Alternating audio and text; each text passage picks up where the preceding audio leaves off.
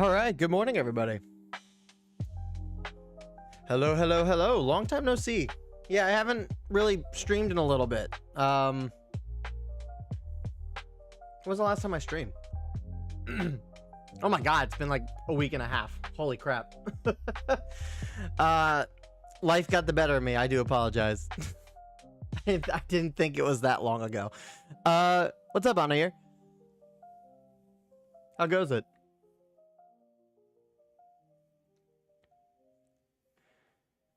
Yeah, I did not think it was that long ago that I streamed. That's the 13th? So it's 12 days ago? So that was, my god, not last Sunday, but the Sunday before. Jeez. I gotta get better. I gotta get better with streaming. I do. Okay. Alright, so today... There we go. I popped up fine. Today we're gonna go over the entire set for Fusion World. The whole list dropped. We're gonna do this in... Oh, excuse me. Hold on a second.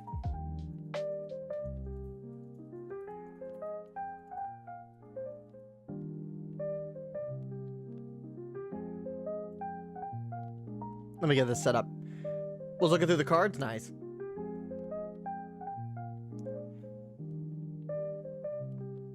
Yeah, we're gonna go through and go over every single card. I gotta get my sources straight though before we even do that.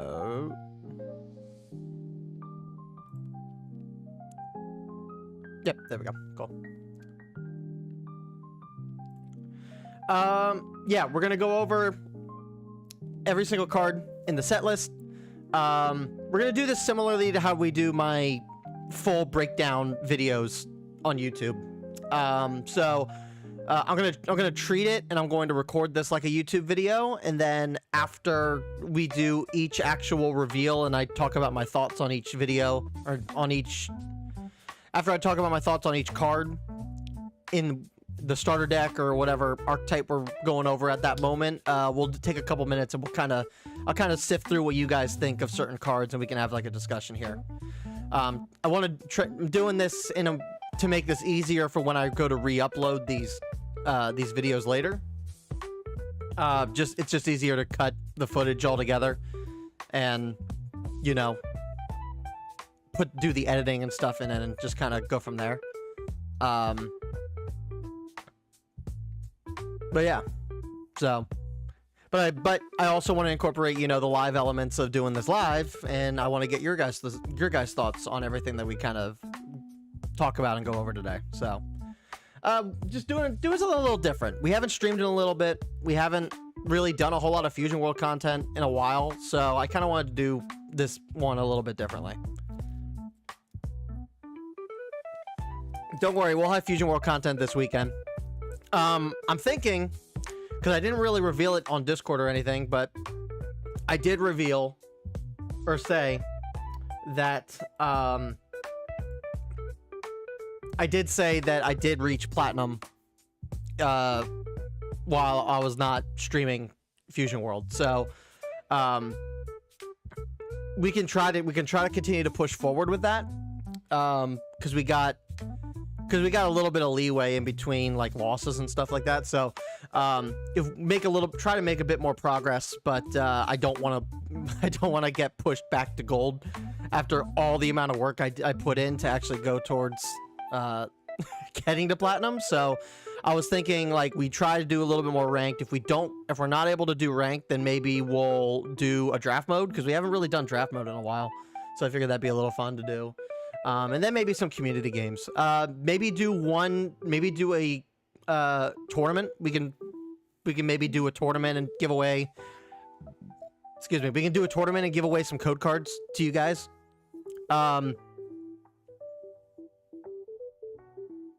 We can maybe do one this weekend, but it might be a little last minute. So maybe we can do one next weekend. I don't know. You guys can let me know what you think. But anyway, all right. So we're gonna start with the Diamond deck. No, wait, hold on. There's reprints in the starter deck? What? That can't be right.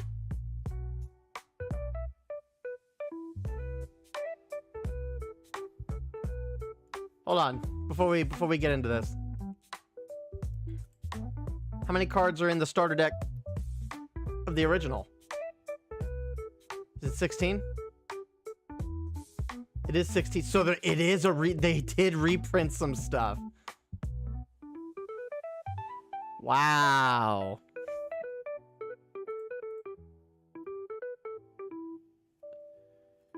I don't know how I feel about that, honestly.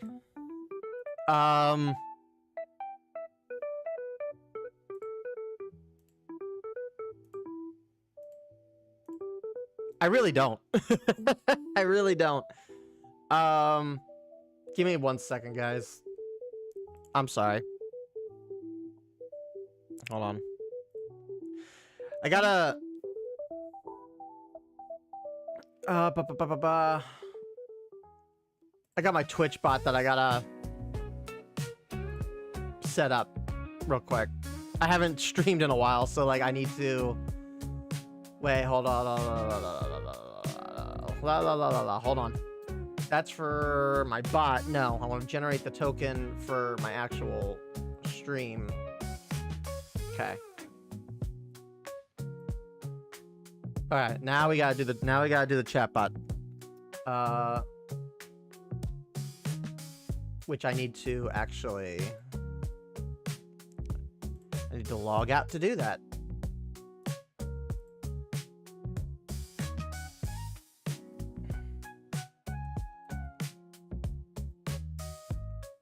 We're gonna get started here in a little bit, guys. I'm sorry. I'm sorry for the delay. Give me a second. Peas and carrots. There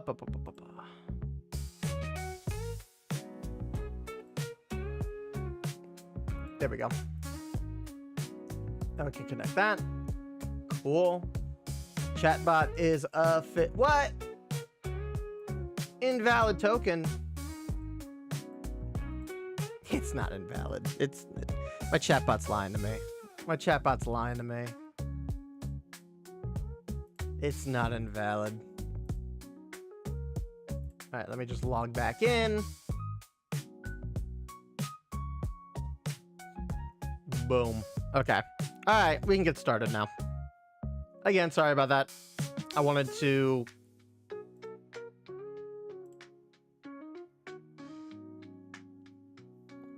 make sure that the chat bot was working fine. So, all right.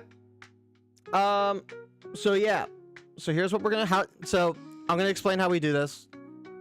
You guys can kind of, I mean, that you're not really seeing the back end of things.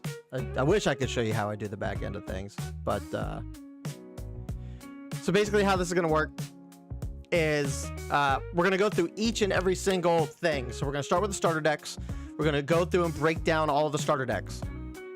Go over every single card, what they do, kind of talk about my thoughts on how these certain effects can be applied to certain decks and certain builds, some like tech and stuff that can kind of go from that, and then we'll record it in a video style, like I'm recording it for YouTube.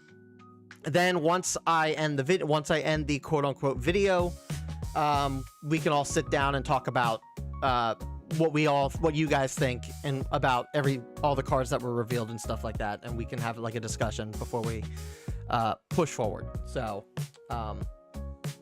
yeah, we're gonna record this like a YouTube, but we're gonna treat this as a stream, and I'll get your guys' thoughts at the end of each recording. So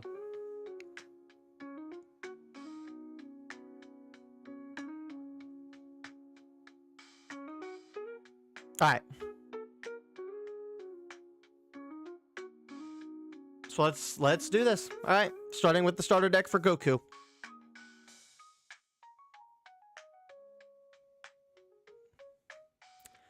What is going on, guys? Crucible Bullet here, and today we are going to be going over the Daima starter deck. All of the set 4 reveals have finally been dropped onto their website, so we're going to break down and go over every single reveal that will be coming to set 4 of Fusion World. In this one, we're going to start with Daima Goku. The Daima decks are usually really easy to get through, and sometimes, depending on what is in the starter deck, it may be stuff that's going to become staple going into the actual set list for the next set. So we're going to break down the Daima starter Goku stuff, see what in here is going to be pretty good, pretty viable going forward, and kind of go from there. So let's kind of get into it. So we're going to start with the Daima Goku, where on his front side, he is nothing special, like always. I think I'm waiting for the day that any of these leaders will actually do a little something extra on their front side instead of just critting or awakening a 3 cards or 4 cards, but the day will come eventually. But that said, on his awakened side, when attacking, he draws 1, and then activate main once per turn. Choose up to one of your battle cards, and it gets 5,000 power for the turn. Then choose up to one of your opponent's battle cards, and it gets minus 5,000 power for the turn. So, I mean, I've talked about this guy at length in previous videos. I think this guy is pretty good. I would personally say that he's a little bit of an upgrade from Starter Ku. Yeah, you're not really getting like the defensive aspect of what Starter Ku is able to do for your cards, but my approach to these builds and stuff like that has always been that, you know, swinging neutral or swinging into at power with your battle cards is not very effective in a lot of cases, because at that point it usually costs only 5,000 combo power or something to get out of it. Even when it comes to doing like a 1-for-1, going up 5,000 just to have your opponents use a card in a combo, doesn't really get you a whole lot of advantage at the end of things. So while Starter Ku does have his uses, I would say that this guy is better just from the sheer fact that when attacking, yeah, you're giving one of your battle cards 5,000 power, which is what Starter Ku does, but he also minuses your opponent's card by 5,000. And so that gives you 10,000 combo power of advantage if you're swinging into something on board. And I think that's actually really good, because that usually means that unless they have a super combo, they're going to have to combo 2 cards out of hand in order to be able to defend that card on board. Sometimes you may not necessarily want to have to do that. So Starter Ku, I think, will be pretty good, but with these starter deck leaders, it usually does depend on the type of support that they have, and how much minusing potential that the starter deck is going to get is going to kind of determine how good this starter deck is going to be overall. So, all right, now we're going to get into some new reveals here. So now we got a 2-cost Daima Krillin, 10k power, 10k combo. When attacking, if you have a battle card with 25,000 power or more, this card gets 15,000 power for the battle. Okay, so he's a 2-cost, potentially 25k leader, or not leader, battle card. That's not bad. I mean, you can play this guy in the mid to late game when you have 25ks or more on board, and he's a cheap 25k swinger. He's 10k in combo, so he's not like dead in hand or really weak in hand. Like, I don't mind this guy. I think this guy is fine. Yeah, I mean, yeah, he's a cheap 25k swinger potentially. So it's going to be dependent on how many like 25ks are going to be in the starter deck though, but we'll see. Oops. Didn't mean to click off on that. All right. Then we got the Daima Shin, 4-cost, 25k power, 10k combo, where auto, when your battle card with 25,000 power or more attacks, choose up to one of your opponent's battle cards, and it gets minus 5,000 power for the turn. This is pretty good. This is pretty good, I think. In 4-cost, I can understand why it's 4-cost, just because it's an auto effect, so it procs every single time. So when this guy swings, something on board gets minus by 5. You could swing with stuff from the old set, like the Draw Coup in set 3. Be able to draw a card, get a card. Oh, I guess doesn't it need to be 30? It needs to be 30. Yeah. Which it's an activate main on the leader, so you could use the Draw Coup in this starter with the starter deck. You play Draku. If this guy stays on board, you play Draku. You use the leader effect to boost Draku up to a 30k swinger. Because he's 30k, you swing with him, you draw a card, so you replace him in hand. And then this also procs the Shin's ability. We have the 2-cost Krillin that they just showed too. So the 2-cost Krillin is a 25k swinger that's able to get this effect off. So right there, you already got minus 15,000 from in terms of power plus the leader effect. Yeah, I mean, I think Shin's pretty good. It's going to be very dependent on if you can keep those 25k power cards on board. But I mean, that's its own hurdle that we'll have to get over and see how that actually works in practice. But in terms of what this effect does and what the Shin does, I think this Shin's actually pretty good. Then we got a 3-cost Android 17, 20k power, 10k combo, where a permanent skill on your turn he gets 5,000 power, so another 25,000. And then on play, add up to 1 card from your life to your hand. So he's a Self-Awakener for 3 costs. That goes up to 25,000 on play. That's pretty good. I don't have any issues with this. I'd say it's fine. Yeah. Then we got 2-cost Android 18 mini. 2-cost 20k power, 5k combo. Where on play, add 1 card from your life to your hand. So mandatory Self-Awakening. Then choose up to one of your opponent's battle cards and it gets minus 5,000 power for the turn.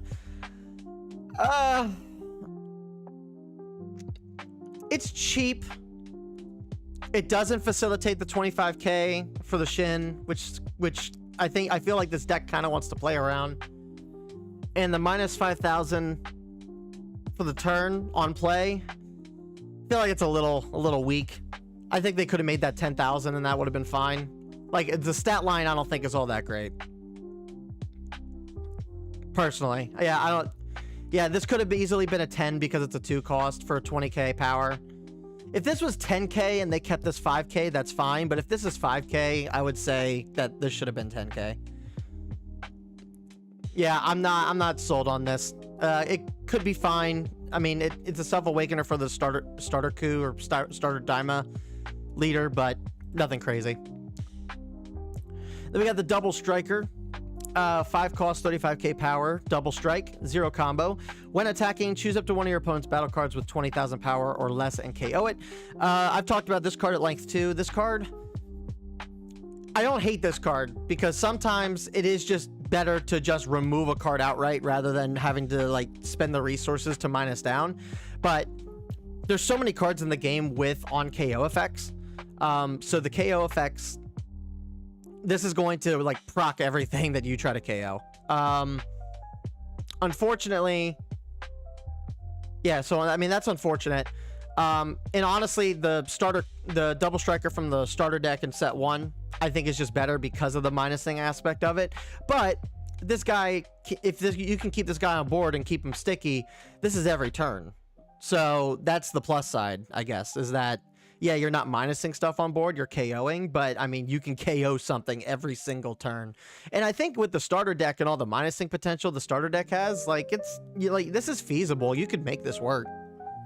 So, I think he'll be an option. I think it'll be heavily dependent on what your build's going to be with this guy, but I don't see this being used over the set 1 Double Striker. We'll see. Then we got Goten. 1 cost, 5k power, 5k combo. Just draws a card. He's a cantrip. Waiting for the day that cantrips do more than just draw one. Because otherwise we're going to have a million cantrips and it's going to be, I guess, just... it's just going to be a battle to see who gets to be in the deck every single time. But, I mean, it's a cantrip. Daima Baby Goten is pretty adorable, though. Then we got another 4-cost Gohan. 30k power, 5k combo, who's a crit. I mean, he's a 30k crit, which is pretty good. That's better, but you don't really get the effect of like the set 1 Gohan though, which like minuses by, was it 10? I think it's fine. I don't think it's anything special. I'd say it's just fine. I mean, they're basically kind of treating him like a vanilla without the combo power. And he's just got crit. So, I mean, it is what it is. That's fine. Then we got a Daima Chi-Chi. 2 cost, 5k power, 10k combo, who's a blocker. On play, draw 1 card. Blocker 2 costs and 1 costs, like, are usually not all that great. Again, there's ways to get around this card. I guess the positive is that, like, you're playing it, so you're replacing her in hand, so it's not the worst thing. It's not the worst thing here. At least you're replacing her. But in terms of her blocking potential, like, I'd rather just utilize her for the combo power. But I mean, you could maybe get away with using the blocking potential of this card. I don't think it's terrible. At least it does have the on play effect, and it isn't just like a blocker at 2 cost. So I'll take that. It's fine. Then we got 3 cost Piccolo, 20k power, 5k combo. When attacking, discard 1 card from your hand. If your leader is awakened, choose up to 1 of your opponent's battle cards with 20,000 power or less and KO it. I mean, again, discarding a card from hand, I don't know if that's... Ugh. Stat line, I mean, the effect is strong. If your leader is awakened, choose one of your opponent's battle cards with 20,000 power, KO it. That's every turn that he's able to swing, but you're discarding a card every single turn. So if you're not playing something that's going to recur that back to hand, I could see this being a little problematic, because red in the mid to late game doesn't really have a whole lot of draw power. So I'm indifferent on this. The effect is strong. It's similar to the new Double Striker. You're KOing something on board every turn that this guy stays on board. But he's not all that hard to... He's kind of hard to defend. And then discarding a card kind of sucks. I'm indifferent to negligent on this guy. I don't know how I feel about this guy. Again, the minusing potential of what the Daima starter coup is supposed to be doing, I think, is like why they built some of these cards the way that they did, and I think that's fine for what they're doing. But I don't know. The discarding a card, I think, is a little costly for an effect like this, personally. All right, then we got Flying Nimbus. Hey, Flying Nimbus returns. 1 cost, activate main, choose up to 1 of your battle cards, and it gets 10,000 power for the turn. Then, if your leader has Son Goku in its card name, draw 1 card. For 1 cost, this ain't bad. So for 1 cost, you're boosting something up by 10,000, and then if you have any Goku leader, it's a draw 1. That's a cheap power-up card. I don't hate this. Replaces itself in hand, boosts something by 10. That's fine. Then we got Power Pole, 1 cost. Activate battle on your turn. Your cards that are in the battle get 15,000 power for the battle. Then choose up to 1 of your opponent's battle cards, and it gets minus 10,000 power. This is also a good card. A very aggressive extra card for only 1 cost. 1 of your battle cards gets 15,000 power for the turn. You're minusing your opponent by 10, so that's a 25,000 power difference. Yeah, I like this. The extra cards, at least in this starter deck, are pretty good. I got no complaints there.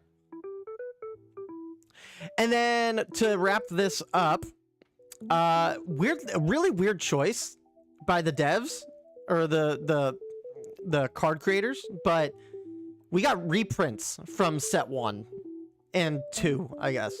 Wait, no, was Kaba set 1? Kaba was set 1. Interesting. So yeah, 4 of the cards in the starter deck is reprints. I don't know how I feel about that. I think it's fine because it has been some time since set 1 came out, and depending on where you live, the set 1 inventory may not necessarily be all that readily available.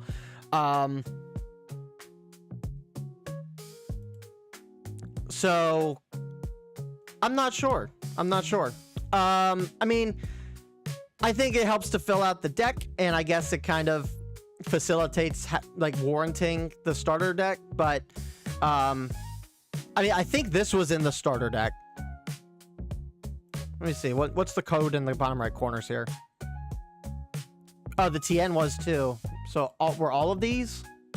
Okay, no, that was the booster, and then this was the booster. Yeah, so 2 of these cards came from the set 1 starter deck. So I guess if you didn't get the set 1 starter deck, you can get these cards back, which I think is fine. If you weren't able to get set 1 product, getting these is fine. I think it's okay. Obviously, I think the reason why there was some, we'll get into it in a later video, but the reason why the alt art and the god rare for the red MUI Goku is the same artwork, and why some stuff like this is in here is due to the fact that next set is set 5, and it's the 1-year anniversary of Fusion World. And I think they put a lot of the budget that could have gone into this set and these starter decks. A lot of that budget's going to go into set 5 and what's coming into set 5. I think if that is the reasoning as to why we're getting stuff like this, and why the secret rare Goku looks, they're treating that the way that they are, I think is due to budget. And honestly, I think putting that budget towards, you know, set 5 for the anniversary, I think is going to be a lot better than putting it into this set. So this is fine. I think it's okay. All in all, Daima Starter Goku, he's got some options here. I don't know if I like the majority of what is incorporated into this deck. I like the extra cards. I like the extra cards. Like these top cards I think are fine. I'm not the biggest fan of the new Double Striker, the Daima Android 18, and the Piccolo here. But I mean, I think it's fine. I think it's going to help facilitate what this deck wants to do, which is boost your own party up while also minusing down your opponent as much as possible. Where I would rank this in terms of all the starter decks, though, we might have to do a future video for that. We might have to do a starter deck tier list, I think, and kind of go over like what's the best starter deck out of all of these. But that's gonna do it for this video, guys. Thank you guys so much for hanging out with us. If you guys would like to, please consider hitting that subscribe button, like the video for more, and we'll see you guys in the next set 4 reveals. So take care, have a good one, and see you next time. Okay. Sorry, let me catch up on chat here. Phil, what's up, dude? Hope you're doing good. Hype for this set. I'm excited to just talk about it, man. Tope, what's up? Not sure about this one, not sticky. You said that at 9:10, we're at 9:22.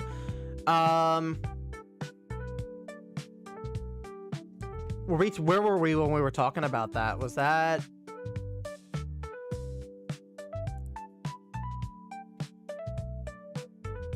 I think we were talking about Daima Mini 18.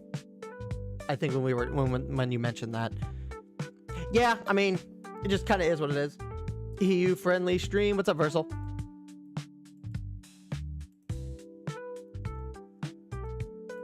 $35 in U7. Yeah, a lot of the 30k Gohan will be 35 in U7. That's true. Yeah, I agree with that. That's pretty good. A 35 for 4 costs, a 35 for 35 crit in U7.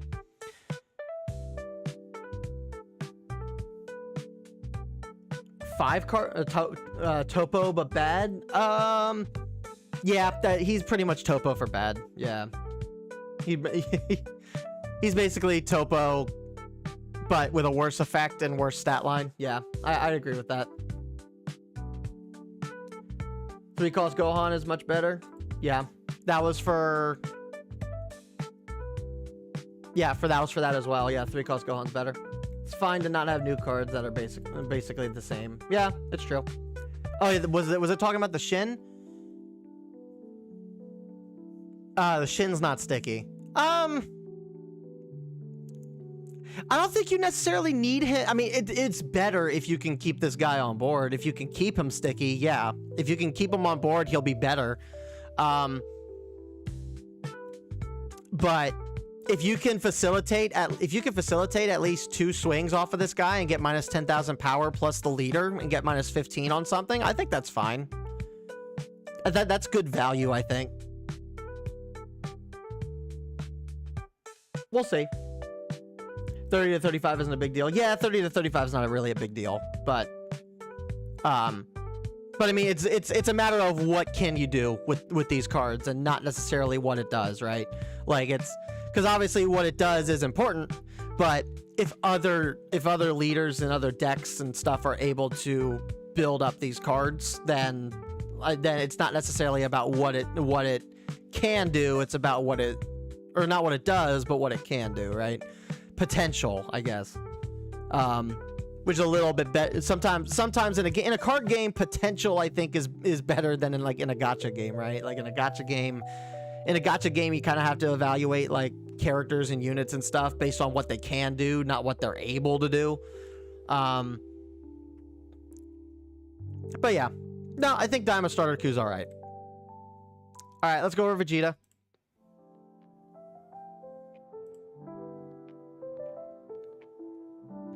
All right, similar style for those that are just joining us. We're basically recording these as if we're doing YouTube or recording a YouTube video. So what I'm gonna do is I'm gonna like count down. I'm gonna count down, and then we're going to obviously go over every single card, talk about my thoughts in terms of like what they are when they're first revealed. And then once I end the video, then I'll ask you guys what you guys thought, and we'll kind of have a discussion before we go into the next one. All right.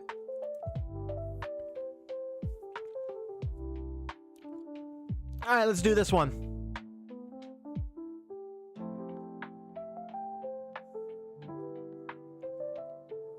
What's going on, guys? Corrosive Bullet here, and today we are going to be breaking down the Vegeta Daima starter deck. All of the set 4 reveals plus the starter decks have been uploaded to the Fusion World website, and so we're going to be breaking down every single card reveal that's going to be happening in these videos over the course of this weekend. We just went over the Daima Goku, and the Daima Goku looked all right. There's some stuff in there that you could probably use in other decks. But in terms of what the starter deck itself was doing by itself, like in isolation, I feel like the Daima starter deck could probably be a little bit better. But we'll kind of see how Vegeta compares to the Daima starter deck. But that's neither here nor there. Let's get into it. So we have the Daima Mini. On the front side, he is a standard leader, nothing crazy. Then on his Awakened side, he has an Activate main where once per turn, you pay an energy, and you choose up to one of your opponent's battle cards with a cost of 1 or less and place it at the bottom of the owner's deck. Now, I said in a real early video, like a month and a half ago or so, something like that, that this is a terrible leader effect. But I put that with the exception that it depends on what drops this set and in the starter deck to facilitate this leader effect. If there's a lot of if there's a lot of cost reduction potential in this deck, then you could warrant a little bit that maybe this effect isn't as bad as we make it out to be. We know that in the set 3 meta that blue is able to get up to 7, 8, 9 energy, right? So only paying 1 cost to have this effect would be good, and if you have a lot of stuff that you can play for cheap that minuses cost on board, that's only going to make this guy better. So we'll have to wait as we go through this list and kind of see what comes with this Vegeta, but I mean, it can be an interesting effect, just really depends on what support he gets. So to start, we got a 4-cost Krillin. 30k power, 5k combo, where when attacking, if you have 7 or fewer cards in your hand, choose up to one of your opponent's battle cards and reduce the cost by 1 for its cost by 1 for the turn. Okay, so it's a Satan City. So Satan City support for set 3 Blue Goku, that's good. You couple that with like the Hercule from set 3. That's what, 3 cost for 6 energy? And then using the field card, you can using the field card to play a Gohan if you're able to cycle the Gohan onto the top of your deck to then, so minusing 3 cost and then 3 or less. I could see that working. The stat line's not bad. 30k 4 cost with some combo power, while also having a cost reduction when attacking. And this is a sticky card too. So like 30,000 power is a little harder to remove, and you do this every turn. Okay. Yeah. This is good. I like this. The fact that it's Satan City support, I think it has me elevating it a bit high, probably higher than it probably is. But I think it's important that some of these cards in these starter decks are able to be used in like other decks. So I think this is pretty good, all things considered. Then we got 3 cost Android 18, 20k power, 10k combo. Permanent on your opponent's skill. If you have 7 or fewer cards in your hand, this card gets plus 10,000 power. That's good. A 3 cost, 30k power on your opponent's turn. If you have 7 or less in hand, she's 10k combo in hand. And then Self Awakener at 3. That's a great card. That's really good. This is like some tech that Red was doing in like the first 2 sets. I'm pretty sure there's like a 17 that does exactly this. That's like 20k and goes up to a 30k or something. I can't remember which one, but it was one of the set 1 or set 2 Android 17 had this effect. So having something like this in blue is actually really good. I like this. That's a great card. Then we got Daima Mini Trunks. Again, just another cantrip. I won't go into my rant on cantrips, but it's fine. I mean, he's adorable, so. Then we got the 3 cost Piccolo Mini, 20k power, 10k combo. On play, choose up to one of your opponent's battle cards and reduce its cost by 1 for the turn. Then, if your opponent has a battle card with a cost of 2 or less, draw 1 card. So, I think this card is good. It's a 3. The stat line is not bad. The on-play effect, I think, is also good. If you're going... Basically, if you are going second... you're probably going to be able to proc this effect because your opponent is only going to be able to play a 3 cost or less going first. So, you're basically putting it down to a 2, and you're replacing this guy in hand by doing so. And then, obviously, if it's a 2 to a 1... You can act, if it's a 2 to a 1 on like turn 4, you can use the leader effect for Vegeta to be able to bottom deck it. This card ain't bad either. I think on curve, this card works a bit better on curve than I think it does in the later match, but I still think it's a fine card. Then we got a 2 cost Bulma Mini, 5k power, 10k combo, where on play, you look at 2 cards from the top of your deck and add 1 card to your hand, then place the rest at the bottom of its owner's deck. I like this. I like this. It's basically a scry, pick what you want, and then you're basically scrying ahead, picking what you want, and then whatever you don't need in that turn, you put to the bottom. I don't know if I like the stat line for it. I feel like you could do this at a 1 cost. Maybe put it at a 1 cost, make this a 5k. Basically treat this like a cantrip.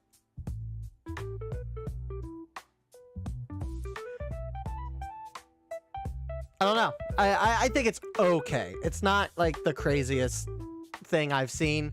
I like the potential that this card can have, but I'm not the biggest fan of like the stat line. So.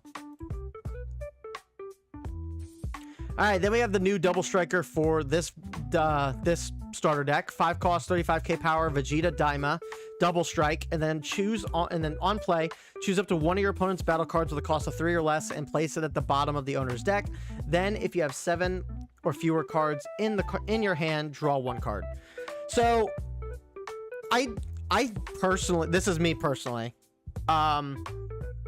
I feel like the cost reduction and the bottom decking like a 3 cost of is not the biggest detriment. We have a lot of minusing potential that's available in blue currently as we speak. 1 cost Mai being the best one of them all. For this card in particular, for this card specifically, you are probably not playing this card on curve like you would the original Double Striker. Like I said, the fact that you're able to get up to 6, 7, 8 energy in blue every game, I think really speaks to how this guy is going to be, how you can handle this guy. So on turn 6, you can do the 1 cost Mai and then play this guy to bottom deck a 4 cost, essentially. Which is the exact same effect, essentially, as the other one. You're just playing it later. And then you're replacing him in hand if you're at 7 or fewer cards.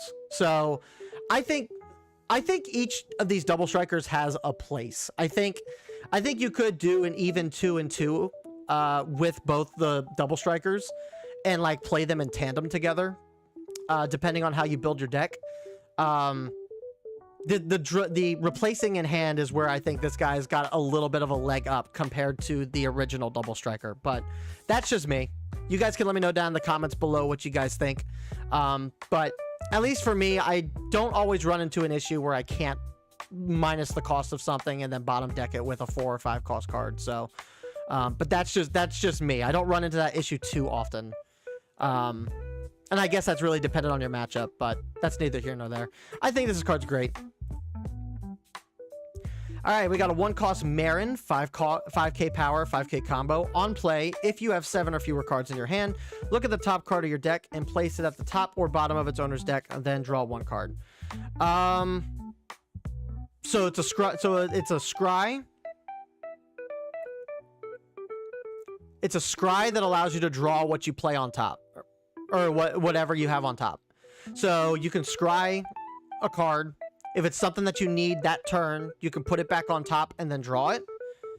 And if it's something you don't need, then you can put it at the bottom of your deck and draw the next card that's at the top anyway. It's still draw 1. This ain't a bad card either. I like this. I think it's fine. Then we got, oh my god, Majin Buu Daima. Majin Buu Mini, 2 costs, 20k power, 10k combo. On play, add 1 card from your life to your hand, so a mandatory Self-Awakener. Then look at the top card of your deck and place it at the top or bottom. Okay, so he's a Self-Awakener. He's a mandatory Self-Awakener that allows you to scry your deck. This is good too. I like this.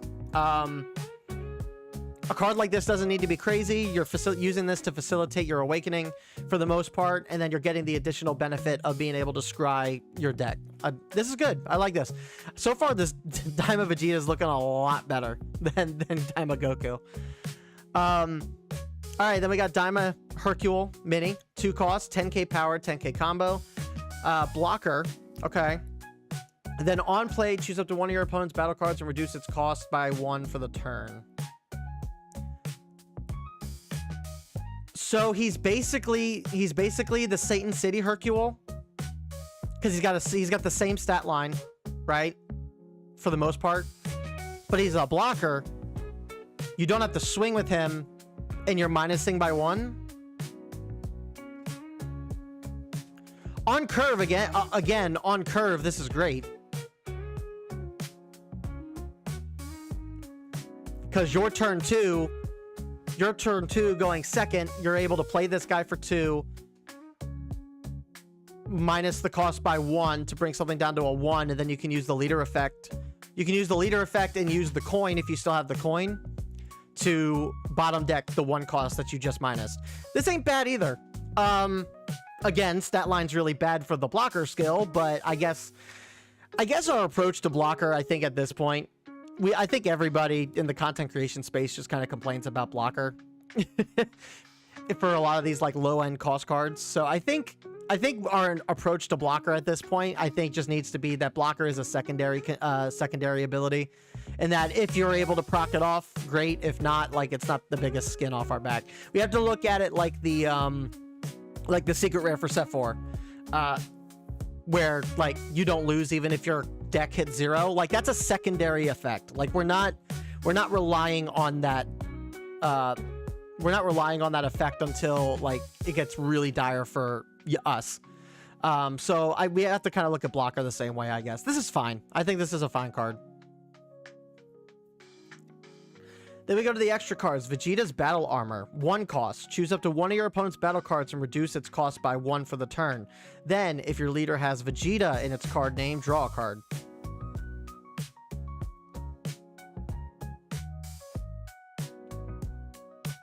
Okay, so this is, does this work for...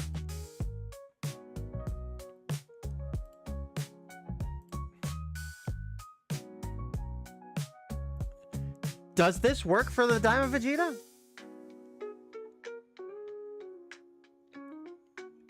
No, you know what I'm thinking? I'm thinking there's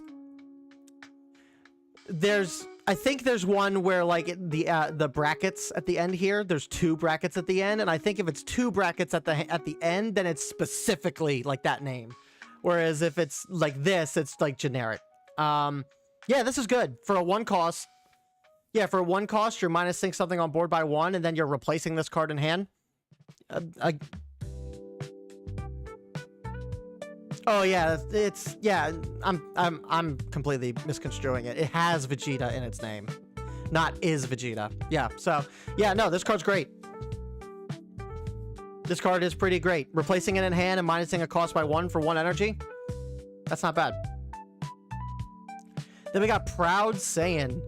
1 cost, activate battle on your opponent's turn. Your cards that are in a battle get 20,000 power for the battle. Then, if you have 7 or fewer cards, you draw a card. Really? Okay, so it's a 1 cost. It's got the same, like, it's got the same kind of, like, protection that... It's got a similar, like, in terms of stats, a similar protection to Time Rewound in yellow. But if you have 7 or fewer cards, you replace this card in hand for a 1 cost. This is great. What are these starter deck extra cards? The starter deck extra cards are actually pretty good. All right, and then we got some, and then we got reprints in this one too.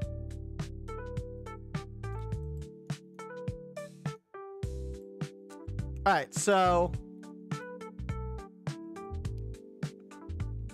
we get them. That's good. That's good. Putting these Mi's in the starter deck is actually fantastic. That's a really good inclusion. And that's from the booster box too. So the set 1 Goku, the set 2 Mai, the starter deck Goten, and then the starter deck Videl. I won't hold you guys. I think this Daima Vegeta starter deck is quite a bit better than the Daima Goku one. You have some stuff in here, and a lot of the stuff that's in here can be used in blue and other blue decks. Whereas some of the stuff in the Daima Goku, like, I think you're a little more limited in what you can put in other decks, but like this has some usage. There's some utility in here. In terms of the minusing potential of Vegeta himself, though, I'm still not like 100% sold. We're gonna have to see what's in the actual, we're gonna have to see if there's some extra stuff in the, actual set to kind of determine that. But all in all, I think this is actually, like, the starter deck's actually pretty good, I think. So that's gonna do it for this one, guys.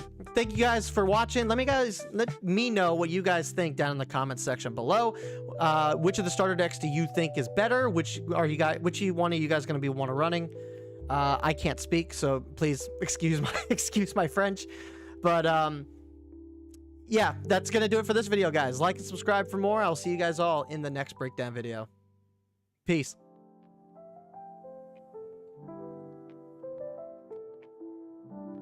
All right. Let's... Alright, what do you guys think of the Diamond Vegeta deck?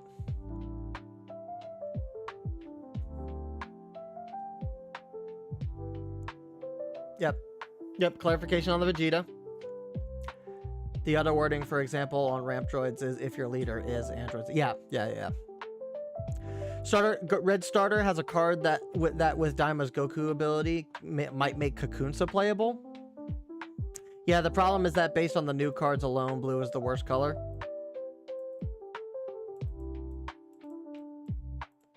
Oh, are you referring specifically to the starter deck, or are you also referring to the set 4 stuff? Because we haven't gotten into that yet, and that would be very sad to look at and see. Set 4. Oh, okay. Well, I know what to look forward to. I got. Oh man, I wanted to go in. I kind of wanted to go in blind because I didn't want to.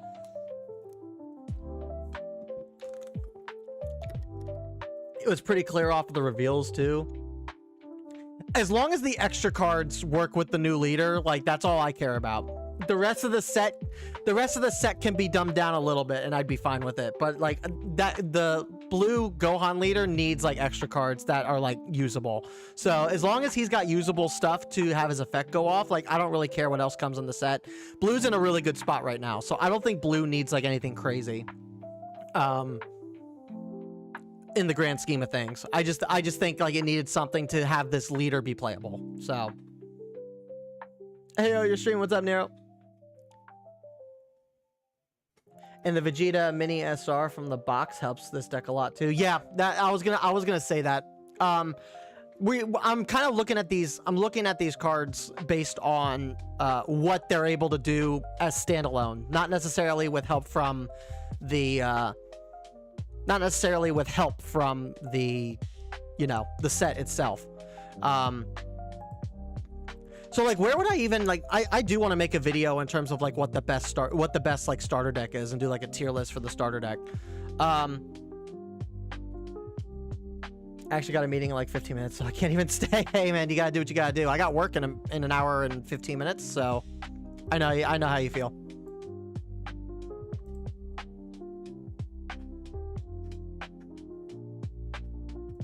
We're basically going through what we can here before we have to get ready for work.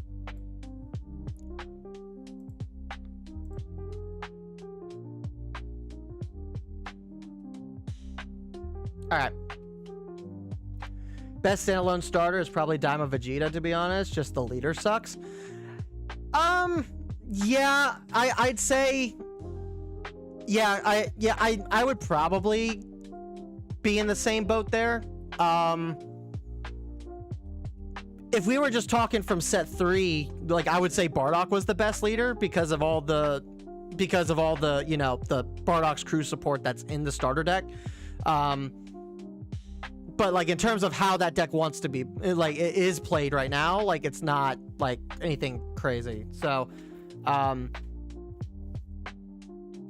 the Bardock deck itself is not doing anything crazy. You just have a lot of combo support with the Bardock's crew stuff.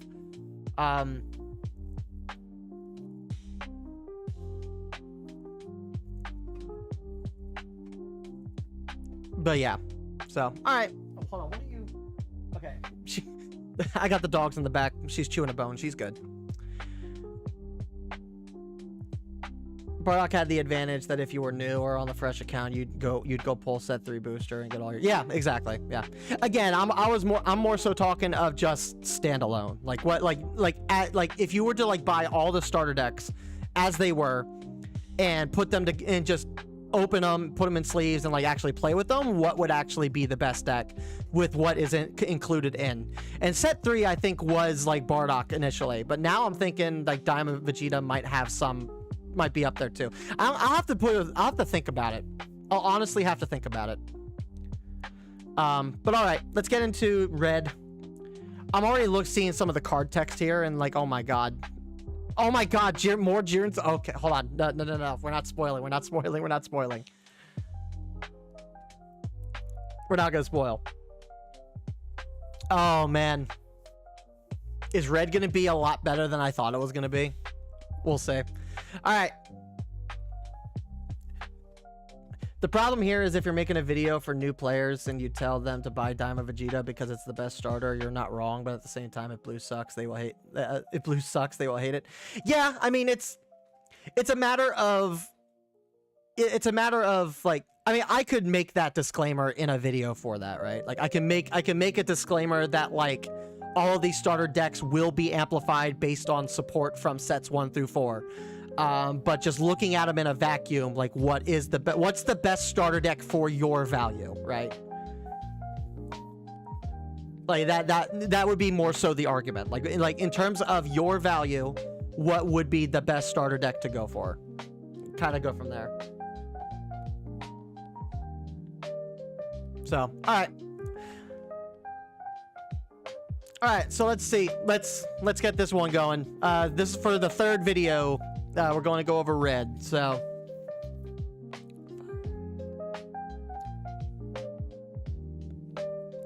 what's going on, guys? Crucible here, and today we are going to be going over the red archetype for set 4 of Fusion World. All of the entire card list has dropped, so we are going over every single archetype, breaking down all of the reveals, seeing what works with what, some tech with certain cards, how you can kind of make some of these work for you, and just seeing like how good set 4 is going to be. Some of these archetypes with the leaders and stuff seemed a little underwhelming just based off of SRs and extra cards and stuff that's been revealed. So I'm really hoping that for some of these leaders, especially like this UI Goku, there wasn't a whole lot, I think, given for UI Goku in terms of like the SR reveals, but now that we have the full set list, I think we can make a determination in terms of how good he'll actually be based off of the support we've gotten. So let's get into it. So we have Son Goku on his front side, where when you're at 3 life or less, you flip this card over, and he becomes MUI Goku. And he's a 20k swinger, where you activate battle once per turn, choose up to 1 battle card in a battle area, and this card's original power becomes the same as that card's power for the battle. So this is a strong effect. He loses his draw, which kind of sucks, and I think that's really going to hurt this guy in the later matches. But the way I look at this guy is blitz potential. How high can this guy swing going into like the mid to the late matches, right? So in terms of how hard this guy can swing, based off what we've seen so far, the highest that he's able to swing at any one point is probably 45,000 on your board. And then on your opponent's board, it's going to be really dependent on what your opponent's playing. So say you're playing green, for example, and they have the secret rare Gohan on board. You have 50k that you could use that effect on. But what's crazy about this card too is that not only can you use this on offense, you can use this effect on defense. So you're essentially saving combo power from hand to defend this guy, depending on what you have. So like with the new SR Frieza, like the first turn that he's played, he's a 45k swinger that can't be removed from battle, so or be removed from the board by effects. So this card will be great, or that card will be great for this deck on defense because it's 45,000 power. You just use that on your opponent's highest swing and you're fine. You don't have to combo 2-3 cards out of hand to block that. So I think this guy's going to be strong. It's just going to be really dependent on what comes with him. What other stuff can we run with this guy to really like blow up his ability, right? But I think he's pretty strong, all things considered. Then we got Super Combo. It's just a Whis. Again, I would like to see Super Combos start doing more than just being Super Combos. Or at least give us cards that are able to search and actually add these cards to hand from the search. Because not every Super Combo is able to be added to hand. Just something to kind of make these a bit more either easier to grab or have additional effects to kind of bolster up things. Otherwise, like, we're just going to keep getting Super Combos forever and ever and ever, and then we just pick. We just pick whichever one we want to run, right? Then we got a 3 cost Obuni, 20k power, 10k combo. On play, play up to one Obuni with 20,000 power or less from your hand. Then you can't play Obuni for the turn. This reminds me of Obuni in blue in Masters. Because Obuni in blue in Masters did kind of the same thing. Like, he played... I think he played tokens specifically. I think he played tokens, but it was basically what this guy did. He basically played like tokens that you could swing with into like your opponent. So I like this tech. I like that this card exists in Fusion World again. And honestly, that type of effect works better in red than it does in blue, in my opinion, anyway. So yeah, this is fun. This is fine. I think this is a fine card. Just being able to get two 20k swingers on board at once. In a later match, you could make this work for you. Because it's basically later, like especially like in Jiren. Like Jiren, you could play a bit more on the aggressive side with this if you incorporate this in Jiren. Since Jiren's able to get up to like 8 energy with no issues. Yeah, I mean stat line's fine. The effect is fine. I like this card. Then we have a Golden Frieza. This is the first Golden Frieza in... This is the first Golden Frieza in red. That's interesting. 3k power, 3 cost, 20k power, 5k combo. Permanent skill on your opponent's turn. This card gets 10,000 power. Okay. So nothing we've not seen before. And then on play, choose up to one of your opponent's battle cards with 15,000 power or less and KO it. I think it's okay. The permanent skill's good. Makes them a little bit harder to remove through battle. That on play effect, you're gonna need some minusing potential, I think, to really like get that to work.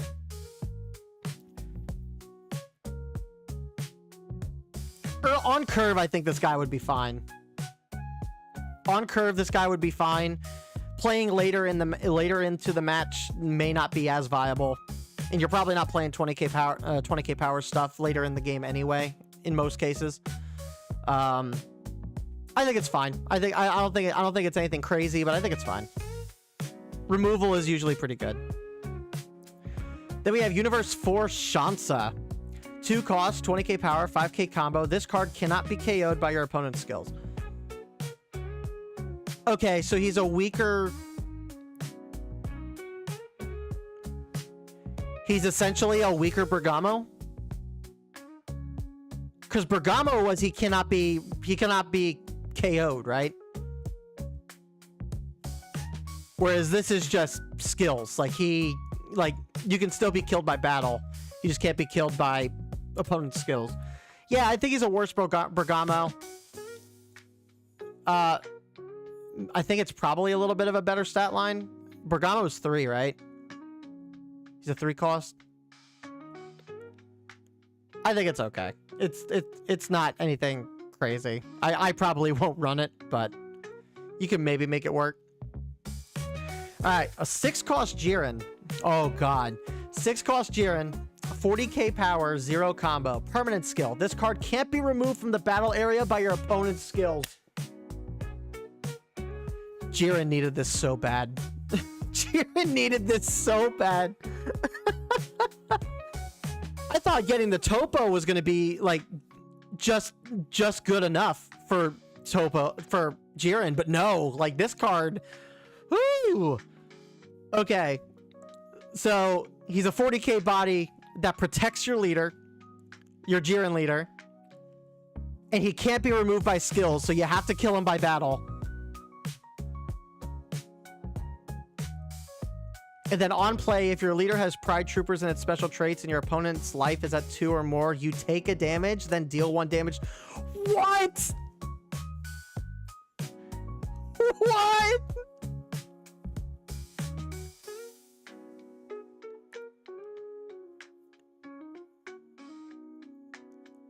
Okay. So I'm flabbergasted.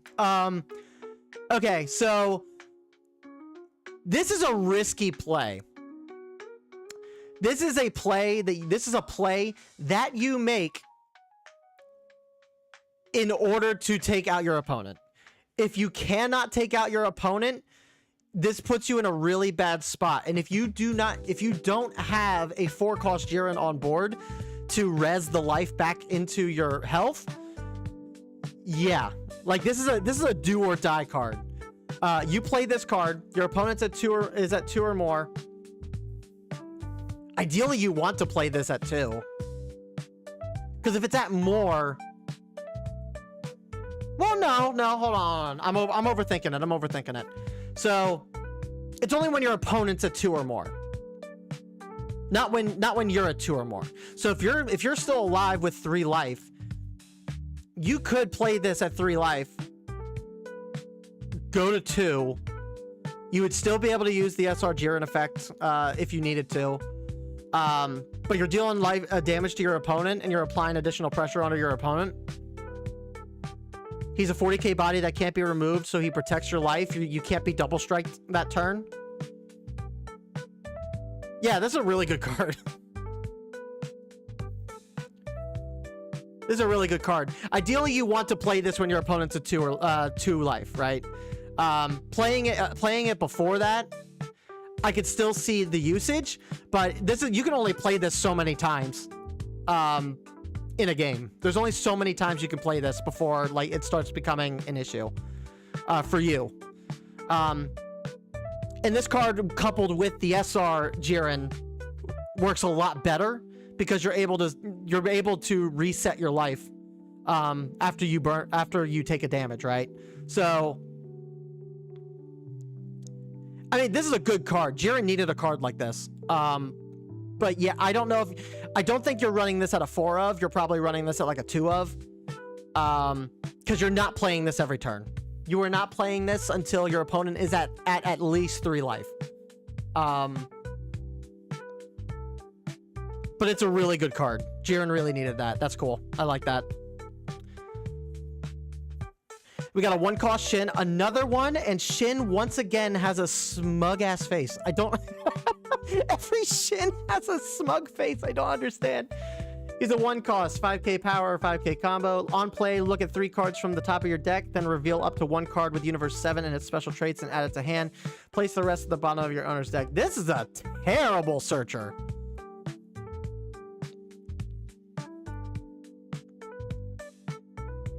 Like the extra card for you 7 looks at the top 5, and it has a dual purpose, which also allows you to protect yourself for 15,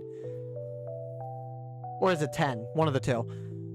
This is a worse searcher. I don't like this. I don't like this Shin at all. Then we got the Shin Mini Daima, 1-cost, 5k power, 10k combo. Activate main, place this card in its owner's drop. Choose up to one of your opponent's battle cards, and it gets minus 10,000 power for the turn. I don't like this card either.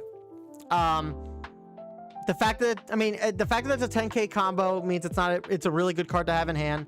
But why would I play this for 1 energy just to minus something for 10,000 when there's other cards that just do this better?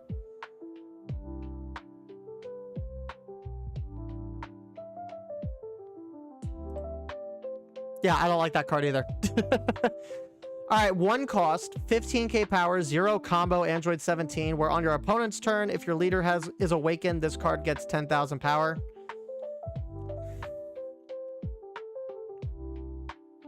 There's absolutely no reason this card can't have combo power.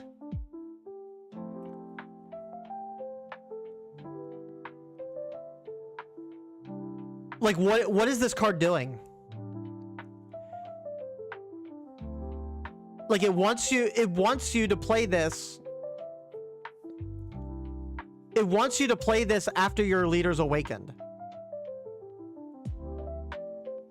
And but it only works on your opponent's turn. So you're not swinging with this card at all. Like, what is this card doing?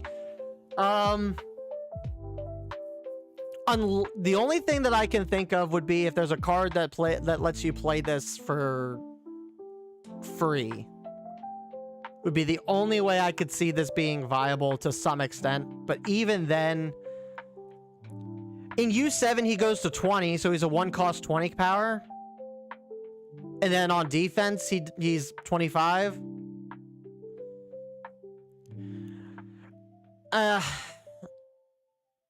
The 1-cost Frieza is just better. The 1-cost Frieza, like from set 2, I think, is it 2?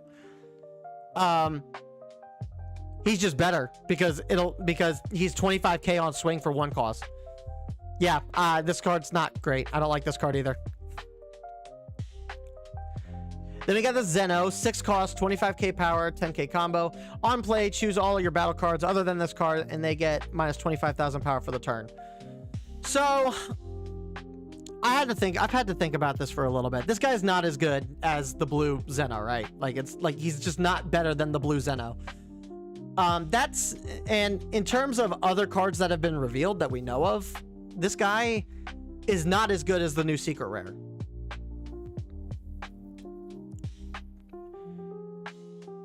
But in a emergency situation where you don't have your secret rare to minus your opponent's entire board, and you don't really have much that you're playing with either, like you don't have a whole lot on board yourself, this guy could come in clutch in like an emergency situation. You literally hit the oh no button and play this guy, and you try to heavily remove what's on your opponent's board, right? Like, that's what this guy is designed to do. Now, would I run a lot of this guy in any red deck? Probably not. Like, I would probably run this guy in Beerus. I think this card is probably decent in Beerus because you have the additional 10k minusing from Beerus, and all the other minusing potential that you can do. But I think in every other deck, I think you're just running the secret rare more. I mean, he's a 10k combo, right? He swings for 25, so he's going to be hitting like every leader. I think it's fine. I think it's a fine card. I don't think it's great by any means. There's other cards that are just better than this card, but I mean, this card I think is fine for what its intended purpose is. Then we got a UI Sun Goku, 4 cost, 30k power, 5k combo. On your opponent's turn, this card gets 10,000 power. That's good. 40k for 4 cost on your opponent's turn makes it really hard to remove. He's a target for the UI Goku. That's what the...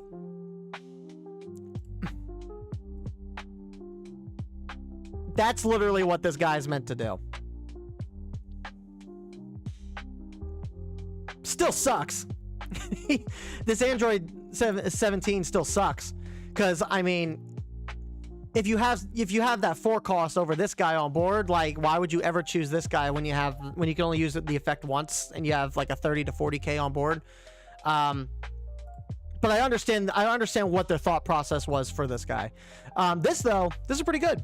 I think this is really good. 40k on defense, 30 on offense, on turn 4. Now, do you want to be awakened on turn 4? Probably not.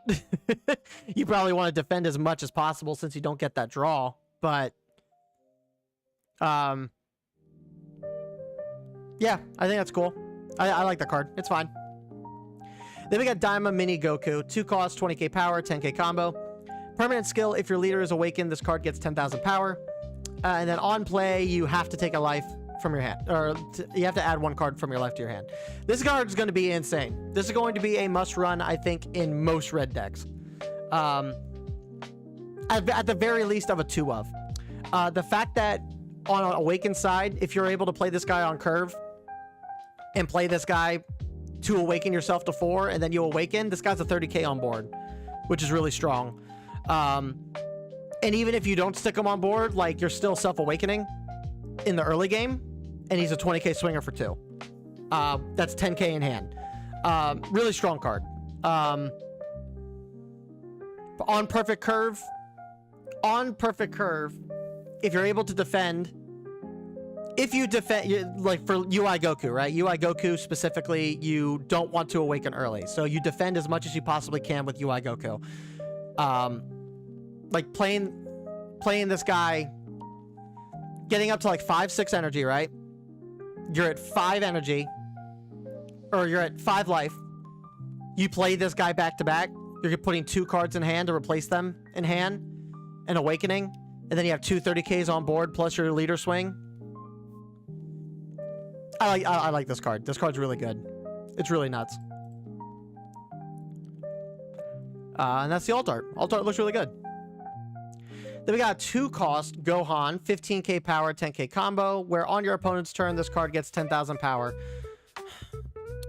Again, I understand the mentality of what they're trying to do here. The stat line's terrible, though. You're strictly only using this for the defensive potential of the Awakened Leader, but you're not going to be playing this guy in the mid to late game. I mean, this one, you can play this guy early, swing into your opponent's Unawakened Leader for 15 for some extra pressure, and then he's 25k, so he's a little bit harder to remove in battle. But again, I'm not like the biggest fan of this, of what they're trying to like do here. Like they could have made this a little better. They could have made this a 3-cost 20k, and I would have been happy with that. But this stat line is not great in my opinion. Then we got 3-cost 20k power 10k combo Grand Priest or Great Priest. On play, choose up to one of your opponent's battle cards, and it gets minus 5,000 power for the turn for each of your battle cards with Angel in their special traits. Again, not a card I'm crazy about. This card, if we get like a leader that's an Angel card, and we get a bit more Angel support, sure, I think this guy could actually be decent. But as of right now, the Angel archetype is not really like anything crazy, so I don't really see much use for this guy at this current moment.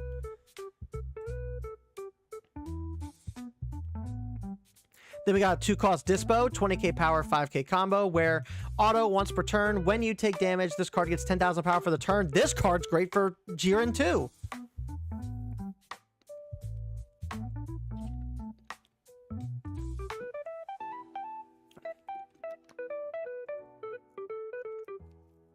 Yeah, this card's great too. This actually makes, you know what this does? There's the set 3 Dispo where you can crit a life from yourself and take a damage, right? You take a damage instead of KOing, having him die on board. You could make this guy a 30k power defensive card off of that Dispo, I think. So that actually kind of makes that Dispo a little more viable. But that's only on defense, so I don't know. I mean, this card's great for Jiren regardless. Whether you use the Dispo from last set or not, this card's great for Jiren. Just being a 2-cost 30k 30k power for the turn. He'll have some great blitz utility in the mid to late game when you're actually damaging yourself. And then when your opponent attacks you, he's a bit harder to remove. So I like this. This is a good card for Jiren. Then we got the 4-cost 30k power 5k combo Topo, where on play you take a damage, and if your leader is awakened, add the top card of your deck to your life. This is great for Jiren in the sheer fact that when you're going up against blue, right? Or even like black with Pan, they have cards and tech where before you're ever attacked, they're able to remove your SR Jiren off the board. And therefore you lose the ability to get that double draw. Whereas what's nice is that with this, you can play this card on your terms and still get that double draw, which is really effective for, So he's 30k power, so he defends Jiren's life. You can't be double striked when you have this guy on board. You can still swing with it and have it mean something. You're still getting the draw. Like this card's really good into blue and pretty good into black.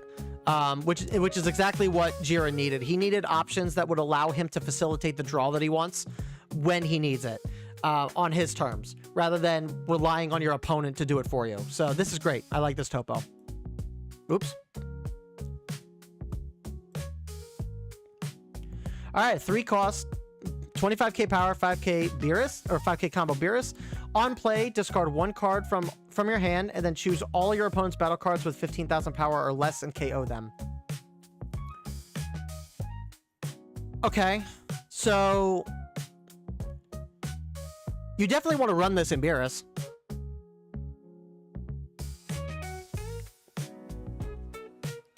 Yeah, against certain decks, this isn't a bad card. The stat line's great. 3-cost, 25k power, so that's really good for Beerus. Discarding a card from hand kind of hurts for Beerus, because Beerus doesn't have that much in the way of draw power. But with his minus sync potential, you can get a 20 to 25k card that's on board, that's at 15,000, and bring him down to 15,000 power, and then KO everything else on board. Like, I could see the utility for this. And on curve, right? Beerus doesn't really have a good turn 3 on play curve. Like right now he has the Self-Awakener Beerus that plays the 5-cost Beerus for cheaper, but if you don't have the 5-cost Beerus, it kind of doesn't make sense to play that card all the time. So this is a 3-cost option for Beerus that can actually work pretty well on curve. So I think this is good. I think that's fine for Beerus. And it's good to know that those set 1 leaders are still getting support. All right, then we have Frieza, 5-cost, 25k power, 5k combo. On play, if your leader has Universe 7 in its special traits, until the end of the opponent's next turn, this card cannot be removed from the battle area by your opponent's skills, and it gets 20,000 power. And then when attacking, choose up to one of your opponent's battle cards, and it gets 10,000 power for the turn. So this card's good in like every U7 deck. So Universe 7 Goku, it works. This card can work really well in Beerus. This card can work. This card is designed for UI Goku, but you can use it in other stuff. The fact that he can't be removed from the battle area by skills and gets 20,000 power for the first turn is fantastic. Which with that means that you're getting that minus 10,000 power twice. So you're getting minus 20,000 power worth of value out of having this guy on board. And he's not a dead card in hand. He's 5k power. Really good card. I think this works really well in the new Goku, but I think this can be a pretty good card for every other U7 deck.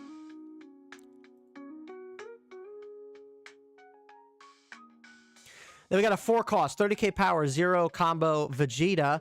When attacking, choose up to one of your opponent's battle cards, and it gets minus 15,000 power for the turn. This is fine. I don't hate this. Just a consistent minus 15,000 power if he stays on board. 30k is not that easy to get over all the time. He can get removed from blue and black and stuff with relative ease. But I mean, that's still a strong effect for what it's doing. 30k swinger. 30k swinger that's able to minus 15 every turn if he stays on board. Really good. Honestly, might actually be a decent card for Beerus too.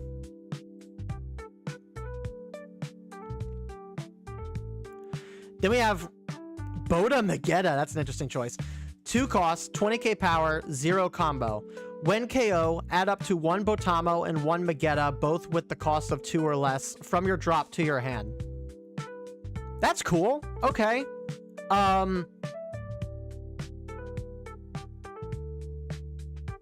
That's actually really good. So it's a 2 cost, no combo, but that's fine anyway, right? Like, ideally, you're comboing with the Botamo and Magetta for early off anyway.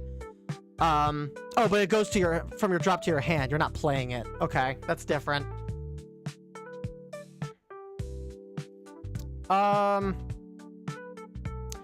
Again, it still stems from the fact that we need like a Universe 6 leader. This is great support. When we get a Universe 6 leader, like, this is going to be great support for Universe 6, but as it stands right now, it's not a good card. So you're not using this at any point. So it's cool to have.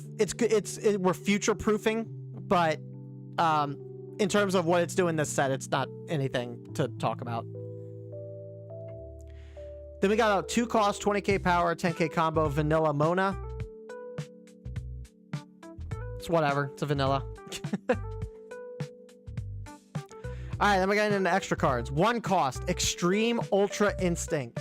Activate main. Choose up to one of your battle cards with an original power of 30,000 power or more, and Universe 7 in its special traits, and it can't be removed from the battle area by the skills of your opponent's battle cards until the end of your opponent's next turn. The fact that this is for a 1 cost is actually pretty good. This is great in Universe 7.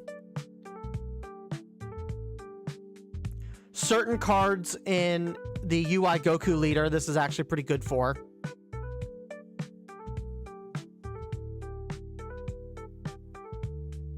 I mean, I don't think you're really using this much in Jiren. You might be using this in Beerus with Universe 7 cards. You don't really have many 30k power Universe 7 cards that you're running, so probably not so much in Beerus. I mean, it's a strong card for one. I think there's some cool tech with this, and it allows you, especially in the UI Goku deck, this allows you to protect your board, which gives you options for your leader. So I think this is fine. I think it's a good card for UI Goku at least. Then we got Heat Aura, 3 cost. If you have a Jiren with 30,000 power or more, choose all of your opponent's battle cards and they get minus 25,000 power for the turn. So this is for the SR Jiren and the 6 cost Jiren. Although you're probably not playing this with the 6 cost Jiren because you're not gonna have 9 energy in most games. But with the 3 cost Jiren, I mean that's good if you're able to keep Jiren on board, but it's a matter of making sure that Jiren stays on board. I think you could use this. I think there's use. I just don't know how often you're going to be playing this. It's a strong effect though. It's a really strong effect. And then Arch Enemies Team Up, 1 cost. If you have a Frieza battle card with Universe 7 and its special traits, your Son Goku that's in a battle gets 20,000 power for the battle. So this works on the new SR. This works on the 1 cost Frieza. And then every vanilla Frieza too. We got a 3 cost Frieza that's not bad to run now too. So that's another option that you can use this with. And then your Son Goku that's in a battle, it gets 20,000 power for the battle. So this works on leaders. So this works on all your Goku leaders. Which is really good. And it's a 1 cost. I like this card. I think it's a pretty good card. Then Inexhaustible Power, 2 cost. Activate battle, your turn. Your cards that are in a battle get 25,000 power for the battle. Then choose up to one of your opponent's battle cards and it gets minus 15,000 for the power for the battle. The cost isn't bad. You're getting 40,000 power worth of... You're getting 40,000 power worth of value off this card. Works really well if it works really well if you're looking to get rid of something like troublesome on board. This ain't a bad card either. I don't mind this. I think this will work a lot better than the other Jiren card. Just because you don't have that restriction of having the SR Jiren on board. But yeah, no, I mean, this is fine. All right, then we have the secret rare. Finally wrapping up here. So let's see what the difference is between the two.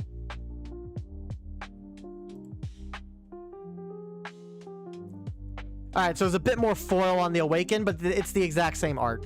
I mentioned this in the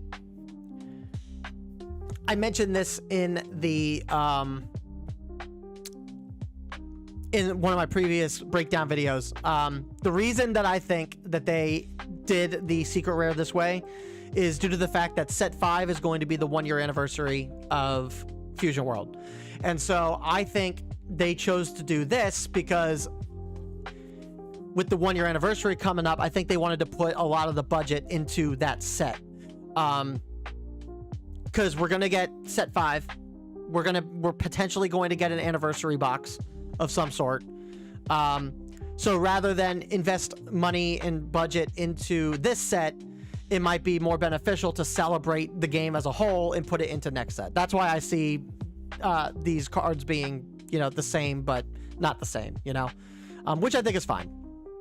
But it's a UI Goku, 6 cost, 40k power, no combo. On play until the end of your opponent's next turn, negate the next damage you take, and then when attacking, choose all of your opponent's battle cards and they get minus 20,000 power for the turn. This card is really good for red. I think a lot of red decks are going to be running this card. Basically, you choose which cards you want to defend, right? So usually that's going to be your lower cost swings from your opponent. You're going to combo what you want to defend against, so you don't take the damage. Then on a swing that you're not able to really defend or don't want to defend, you just take the damage while this guy's on board, and it gets negated outright. And then as long as this guy is sticky on board, he's minusing 20 to all opponent's battle cards every turn for -20, which is really strong. This card's going to be a fantastic in Jiren. This card's going to be pretty good in most red decks, albeit you're probably not going to be running a lot in other red decks compared to UI Goku and Jiren. But I think this is a fantastic secret rare. Way better than the one we got in set 1. So, but that is going to do it for red, I think. I don't think there's anything else that's coming out. Oh, I mean, we obviously got... What is this? Is this the judge? Are they going over the judge cards? Yeah, I guess that's a judge card. So, but yeah, that's gonna do it, guys. Thank you guys so much for watching. If you guys enjoyed this video, please let me know down in the comments below. What are you excited about for set 4 red?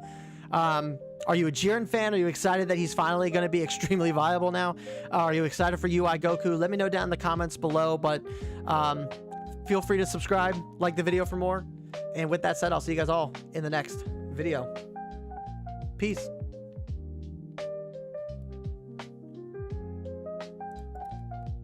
All right. It is 10:25. We're going to try and get through blue before I have to get ready for work, but let me go take a quick break. Not a quick break, but like, let me go grab my work computer, get that ready and set up so that way we can just blitz through. And then let me use the bathroom and then we'll be right back. So hang tight.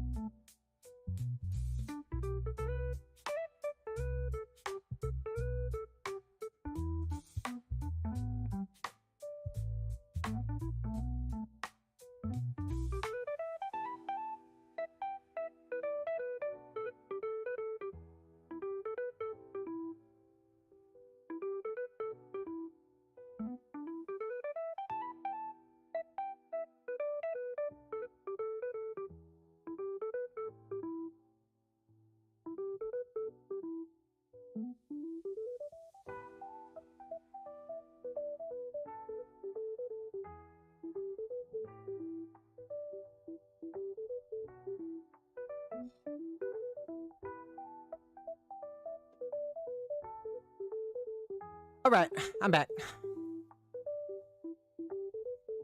Thanks for hanging. What do you guys think of red, guys? I think Jiren's gonna be nuts. I think Jiren's actually gonna be like as good as he's supposed to be now.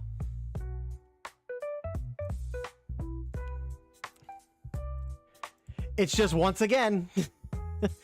I feel like I say this every single set though. The developers have,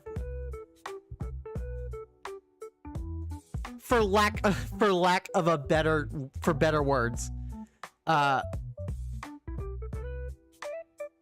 maybe not lack for better words. It seems like the devs have favoritism towards red, because like every single set that has come out for the game so far, like red has been like fantastic every time. Like they get so much good support. The new decks are usually pretty good just out the gate. They don't need like a whole lot of support out the gate. They just work the way that they're intended to work right away. And they get really strong options like every single set. Like, and that's just every single set. It's crazy. It really is. It really is just crazy that every single time. All right, guys, we're gonna try and blitz through. We're gonna try and blitz through blue, but then I have to hop off. I have to end stream, and I have to end stream and get ready for work. But we're gonna try and get through this, okay? So let's just get into it for blue.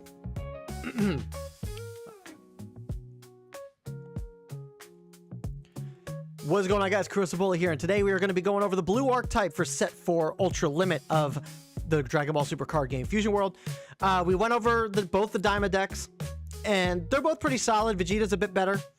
And then red is just crazy. So Jiren is looking to be a pretty scary option in set 4. UI Goku seems like he's going to be pretty solid as well. But I'm curious to see what blue is. As a avid blue player and black player, I'm excited to see what blue and black do this set. The only thing that I want to see from this Gohan is extra cards. Blue is in a really good spot right now, so I don't necessarily want a ton of crazy stuff for blue, because blue has a lot of good options. But I do at least want this Gohan leader to at least have extra card options for him to make this guy viable. If he can do that, then we can make everything else kind of work with the deck. But let's get into it. So front side, Gohan's not doing anything too crazy. But on his backside, he has an activate main once per turn where you discard 1 card from your hand, and then during this turn, the next time you use an extra with both Saiyan and Earthling and its special traits from your hand, the cost is reduced by 2. So we know we have Galactic Donuts, which draws you 2 cards and allows you to freeze an opponent. That can be played for 1. So that's really good. But again, to warrant running this guy, we need to have cards that can be played off of this guy's leader ability. So I'm excited to see what these extra cards are going to be. I hope they're good. Everything else that's for the set I'm hoping is just support for past stuff. And I guess maybe expands upon the milling aspect of like what they've kind of revealed so far. But I don't think we necessarily need anything too crazy for blue, because blue's in a pretty good spot right now. So all right, first up is Fortune Teller Baba. 2 cost, 5k power, 10k combo. Where activate main, you place this card into the drop, and if you have 10 or more cards in your drop, play up to 1 Vegeta with a cost of 2 or less from your drop. Okay.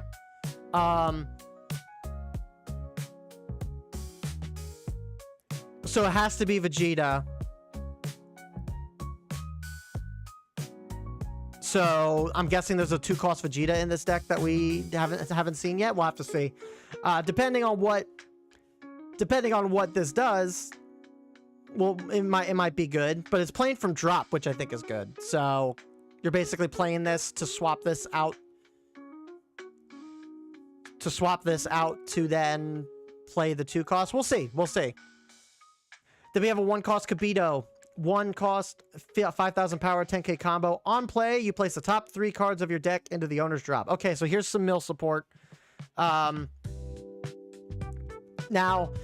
I was a little skeptical about the mill aspect of blue and trying to step away from like the 7 cards or less. That said, if there's more cards like that Fortune Teller Baba that allows you to play stuff from your drop, then I think the milling aspect will be fine, and this will be a good way to kind of facilitate that mill. So we'll see. Then we got Kibito Kai. He's just a vanilla 3 cost, 25k power, 10k combo. Decent. It's decent. It's not. I mean, again, it's a vanilla, nothing crazy. Great Saiyaman 2, 4 costs, 20,000 power, 10k combo, where on play, if you have 7 or fewer cards in your hand, play up to 1 skill-less great... Ooh! Okay. Okay. That's good. That's really good. So, last set, for set 3, we got a skill-less Great Saiyaman, but the way that the skill-less archetype worked in blue, you couldn't play the skill-less Great Saiyaman because Saiyaman's 30,000 as opposed to 25,000. So with this card, you're able to play that skill-less Great Saiyaman for free, which is great. So this card, definitely a good card here. I like this. I like this. That's good. Then we have a 2 cost, 15k power, 10k combo Gotenks, where he's a Self-Awakener on play, and then when attacking, you draw a card and then discard a card. Okay, I mean, stat line, I think he probably could have been. I mean, I guess it's once per turn you're drawing, and then and then removing a card from hand. So I guess that's why they kept it at 15,000. It's okay. It's not great. Self-Awakener's fine. The Gotenks deck is 100% going to be a thing though. So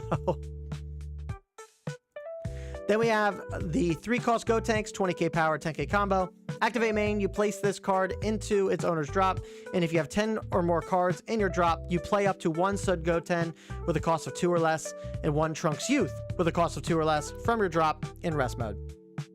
I am not the biggest fan of this card, mainly due to the fact that, yeah, you can play this card, you can swing with this card, and then activate the main to put this guy in the drop and replace him with a Goten and a Trunks. But the fact that they're going into rest mode really hurts. It sucks. There is a reason that the Meta Cooler deck is not as viable as it probably could be, and it's because the Meta Cooler core brings those Meta Coolers in rest mode.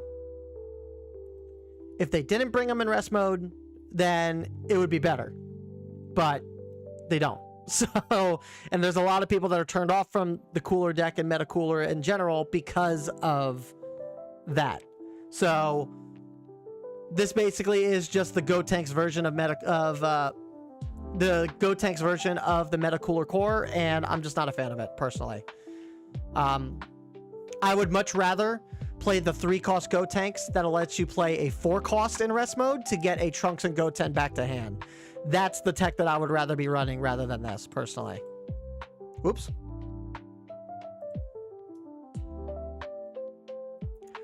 And then speaking of Gotenks, we got the 4 cost, 30k power, 0 combo, where, oh, they put the Japanese one up.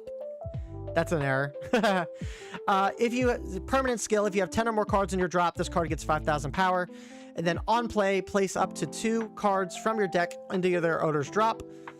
And then choose up to 1 of your opponent's battle cards with a cost of 3 or less and place it at the bottom of its owner's deck.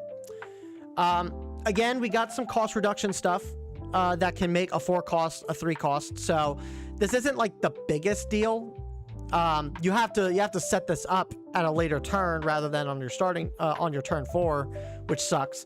But I mean, still, bottom decking is good. Would have been nicer if it would have just been a 4 cost or less, but I guess they really want to like lean into, they really want to lean away from like making bottom decking too strong, I guess. I have no idea. That said, though, getting 5,000 power for 10 cards or more in your drop is pretty good, because this makes them a 35k, which makes them really hard to remove through battle. which, you know, can't complain about that. He obviously mills from the deck, which facilitates a lot of the milling potential that this deck could have. I think he's fine. This guy works with the 3-cost Gotenks that can play him for free. So, like, defensively, since it's going into rest mode, this is actually a better card to play than the 4-cost that gets you. Is it better? It might not necessarily be better. Situational, I guess, maybe. But this Gotenks, I think, is fine. I don't have an issue with this Gotenks. All right. 1 cost. 5k power, 5k combo Shin. Wow, he doesn't have a smug face for once. That's awesome. Activate main. Place this card and 1 Kibito from your battle area into their owner's drop, and then play 1 skillless Kibito Kai from the drop. I don't see this getting used. That Kibito Kai is just a vanilla 25k. And what do you have? Like this guy? Well, turn one you could play the Kibito cantrip. And then turn 2 you could play this guy to get the skillless Kibito Kai out for one cost cheaper. No, 2 cost cheaper, because you'd only be paying 1 energy to put the 3-cost skillless out. There's tech there. I just don't know how often are you doing this play. I guess if you're playing a skillless deck, like this is another skillless option, so I guess that works. That's not terrible. If you're running a skillless deck, I think you can use this and be fine. Yeah, I'll take it back. I'd say in a skillless deck, this card is fine with the Kibito Kai. In a non-skillless deck, it's not going to get much use, I don't think. But then we're getting the Son Goku 3-cost 20k power 5k combo. On play, when attacking, choose up to one of your opponent's battle cards with a cost of 1 or less, and then place it at the bottom of its owner's deck. I mean, this only affects cantrips.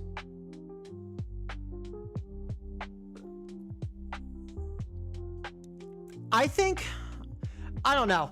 I think the stat line on this, I think, hurts this card on curve. I think this card has the potential, though, to maybe be good in the Daima Vegeta deck. Just because there's already so much cost reduction you're already doing in that deck anyway. So I could see this guy being used in that. In this current set, though, unless there's something that we haven't seen yet that really facilitates the cost minusing, I don't think this is very good, all things considered.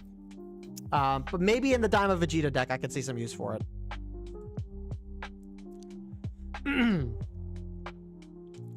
Then we got a 2-cost. Then we got a 2-cost Goten. So 20,000 power, 5k combo. On play, if you have 10 or more cards in your drop, your leader gets 5,000 power for the turn. Oh, okay. Hold on. So going back to this, now I'm kind of seeing what they are trying to do here. Initially, when they just revealed this guy, it didn't really tell us much because we only had so many Gotens and Trunkses, and the ones that we had didn't really justify doing, you know, it didn't really justify doing the, I just lost my train of thought. I'm sorry. Didn't really justify playing those Gotens and Trunkses. But now that we have cards like this that actually benefit your leader, now I kind of see where they're going at. If the Trunks has a similar skill that boosts something up like this, I can see the tech with it. This is a great card, especially if we're getting into the milling and stuff. And I'm glad that the majority of the cards that want the cards in drop are only 10 or more. So you don't even need, like, the way this milling deck works, like, you don't even really necessarily need to be constantly milling out your deck. You only need to get to 10 cards or more in your drop, and then you're kind of done with the milling. So I think this is cool. It's good tech. Then we got a 2-cost Son Gohan Adolescence, 20k power, 5k combo. Auto once per turn. When a battle card is played from your drop, choose up to one of your opponent's battle cards and reduce the cost by 1 for the turn. Okay. So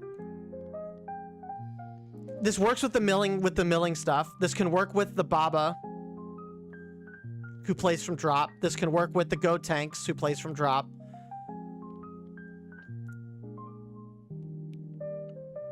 But it's heavily reliant on this guy staying on board, and his stat line doesn't really help protect him all that much. So reducing cost by 1, it's okay. It's not great. It's some additional tech for cost reduction, for cheap. So really, it's not that bad. Could be better, but it's not that bad. Then we got a Super Saiyan Son Gohan Adolescence, 3 cost, 25k power, 5k combo, where on play, if you have 10 or more cards in your drop, add up to 1 extra with both Saiyan and Earthling and its special traits from your drop to your hand. Okay, so this facilitates the, this is going to help facilitate the Gohan leader, which is great. Okay, this card's good. It allows you to recycle your extra cards, which is, like, going to be needed. Then Super Combo TN, nothing crazy with Super Combo TN.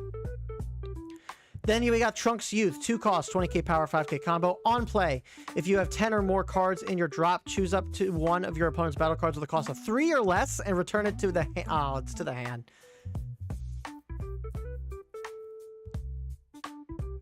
Okay, so you put that Gotenks in the drop. You're putting the Goten out on board, which boosts your leader up to 5,000. So that's potentially a 25,000 leader. You know, that Gotenks combo is probably going to be really good in Zamasu. And then this guy bounces a 3 cost or less to hand, so basically they'd have to recommit the resources to playing it. Yeah, okay. All right, I see what they're going with it. This is fine. I think it's fine now. Now that I have like the full picture of what that skinny Gotenks is trying to do, I think this all works fine. Then we got Videl, Satan City support, which is good. 1 cost, 5k power, 10k combo. Activate main, return this card to your hand, reveal the top card of your deck, and if the revealed card has Satan City in its special traits, play up to 1 Videl with a cost of 2 from your hand. Then you can't play Videl for the turn. Oh, okay. So basically in set 3 with the Satan City field card, or the Orange High School field card, you basically would put the 4 cost Gohan on top of the deck, and then you would use the field card to play the Gohan for cheaper, right? This is the opposite effect of using the Videl 2 cost that pulls from your drop, which is really good. And the fact that this returns to hand too, this isn't... Yeah, you're basically playing this to return it to hand and get your 10,000 combo back. And then you're playing... And then, yeah, and this is just if you have a Satan City card that you pull from the top of your deck. Not even the Videl. So, wow. Okay, so you're keeping your 10,000 combo with her. You can do this multiple times. And... it's just a Satan City on top of your deck to play it for free, and then you're recurring something back in the hand. This is great. I like this card. I like this card a lot. You're playing the Videl for cheaper, which is just great. You're playing it for 1 cost cheaper while keeping all the value of it. So awesome. Piccolo, he's a searcher that allows you to reveal a Gotenks or extra and add it to your hand. I think this is fine for as many Gotenks cards as there are and extra cards that you're probably running in this deck, in this Gohan deck. I think this is actually a decent searcher. I'm not the biggest fan of searchers. I think searchers, a lot of times more than not, are going to like hurt you more than help you. But because if you're running like a strict Gotenks deck with extra cards that work off the Gohan leader, I think it'll be fine to find pieces that you need. So, I think this is fine.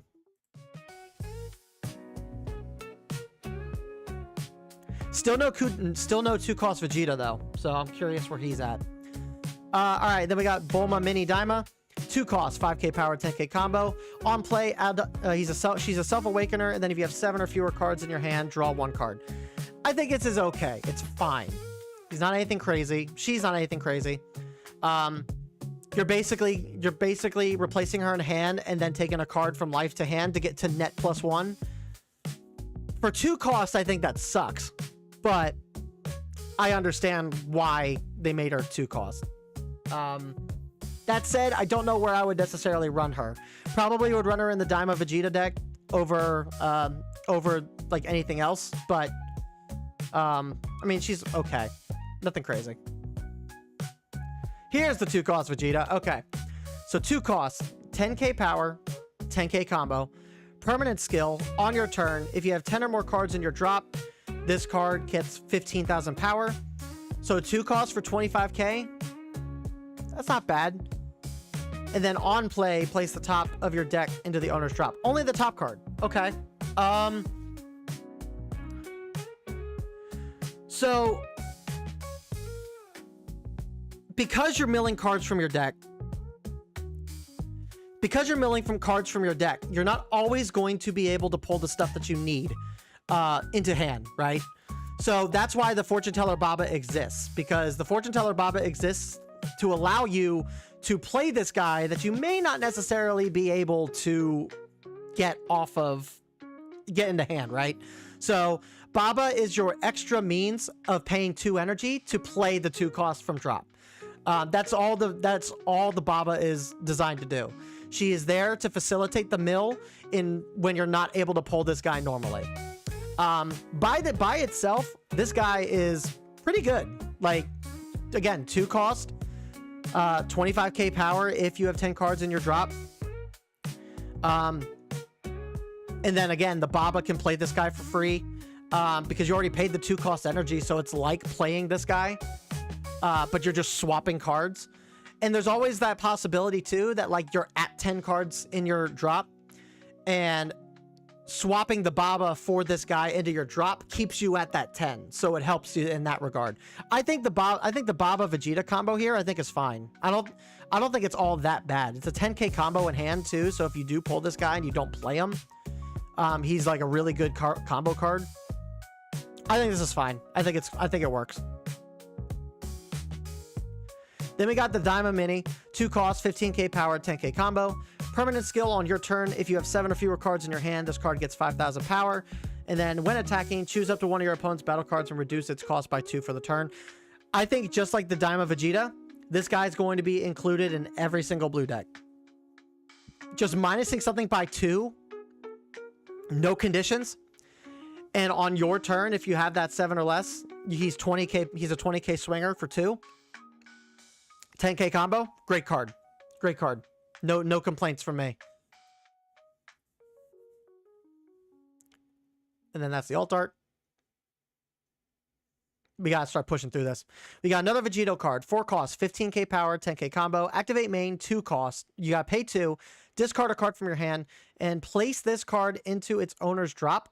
And then if you have 10 or more cards in your drop, play up to 1 Vegito with a cost of 5 or 6.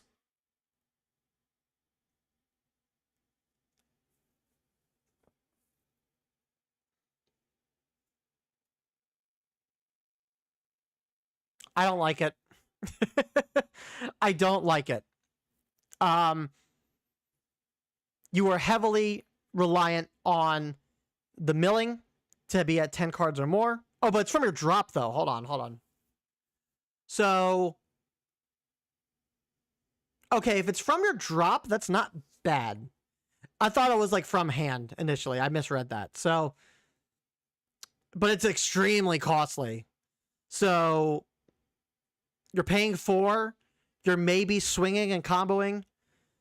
You're activating main to pay another 2 energy, and then you're discarding another card from hand to potentially play either of the secret rares. I don't know. I'd have to see it in practice. I'm not gonna give my thoughts on this one because I understand what they're trying to do. I just don't know how worthwhile that's going to be. We'll just have to wait and see, I guess. All right, Earthling Saiyan cards. So we got a 5 cost, Overwhelming Confidence. Activate main. You place the top 3 cards of your deck into the owner's drop, and then draw 1 card. Then play up to 1 battle card with a cost of 4 or less, and Saiyan from your drop. That's good. You're basically paying 3 for this, so you can put a 4 cost, which is cheaper, onto the board anyway. And you're drawing a card to replace this in hand. Great extra card. Great card. Galactic Donuts. Activate main, draw 2, and then choose one of your opponent's battle cards that can't attack for the turn. Or during your next turn. So you're paying this for 1 cost with the Gohan leader. And then you're drawing 2 cards, basically netting +1. Again, another good card for the Gohan leader. And then we got Amazing Hidden Potential, 5 cost. Activate main, play up to 1 Gotenks or Gohan Adolescents, both with a cost of 4 or less from your drop. Then choose up to one of your opponent's battle cards and reduce its cost by 1 for the turn. Again, it's a means to play something from your drop for cheaper. You're playing 3, so you're basically getting value just off of the value of the cards that you're playing. And then choose up to one of your opponent's battle cards and reduce its cost by 1. I think this is a fine card. I think you could do some tech with this, but I think it's going to be heavily dependent on what is like currently available to you, right?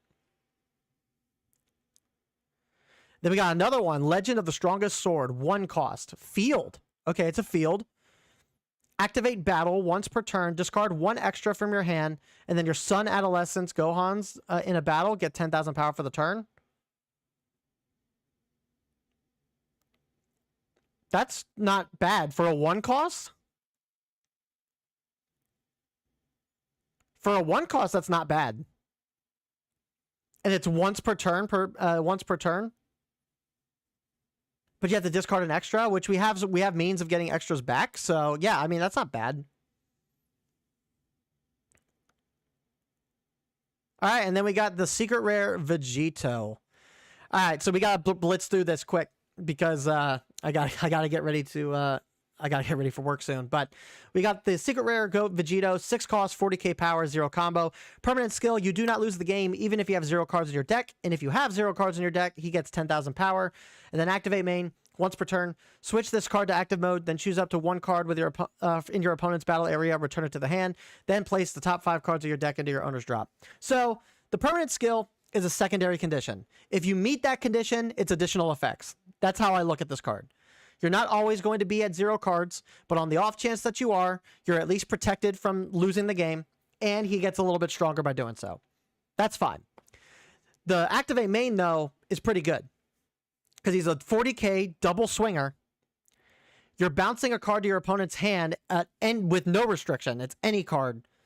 And then you just mill the top 5 of your deck, which we know we have ways to get cards back from your drop. So this isn't all that bad. So really strong secret rare. I don't know how many you're going to be running in your blue decks. I would say probably 2 in most decks, just to have the option.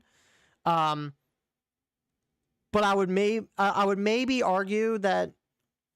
I mean, the value that you're getting out of that secondary skill is still really good, regardless. You're getting an extra 20,000 power in damage, in pressure on your opponent compared to the 5 cost secret rare. I would say the 5 cost is probably still a little better, but this is going to be a bit harder to remove and a bit harder to defend. So, yeah, I mean, I like it. I like the card a lot. And then last but not least, we got, yep, that's the Judge card. So that's going to do it for the blue archetype, everybody. So let me know what you guys think of blue. I see what they're doing now with the Gohan. I see what they're doing with a lot of these Gotenks cards. The milling aspect, I think, is not as heavy as I thought it was going to be. Which I think will work fine for blue. All the extra cards are great for Gohan. There's some really good support in here for past stuff, which I think is awesome. So, yeah, I'm liking blue. I don't think it's gonna really move blue's position in the current meta, but I think it'll keep them where they're kind of at, which I think is fine. So. But that's going to do it for this one, guys. Let me know what you guys think of blue down below. What are you most excited about? Like and subscribe for more, and I'll see you guys all in the next video. Peace. Whew! Okay. Give me 1 second, guys.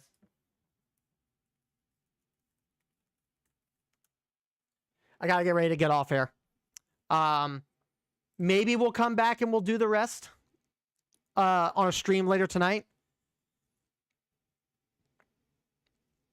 I can have Alice Bear come and join me for the breakdowns, which I think is pretty cool. But yeah, let me finish getting ready. Let me finish getting ready for work. And then we'll go raid somebody. Who's streaming Fusion World right now? It's just me. Never mind. It's just me. It's Sparking Zero probably took a lot of the Fusion World players away, which is understandable. Sparking Zero is great, but yeah, it's just is what it is. Who is like actually like streaming though? Nobody that I know is streaming right now.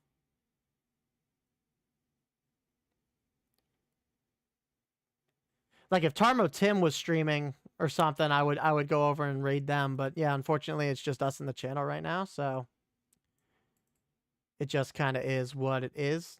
But all right, hold on.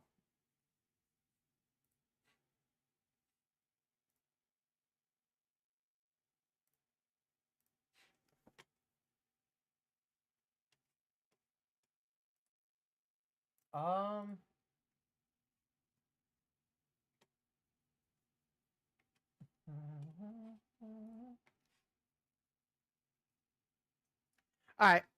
Well, with that said, though, guys, I do need to get off for. I do need to get off because I got work.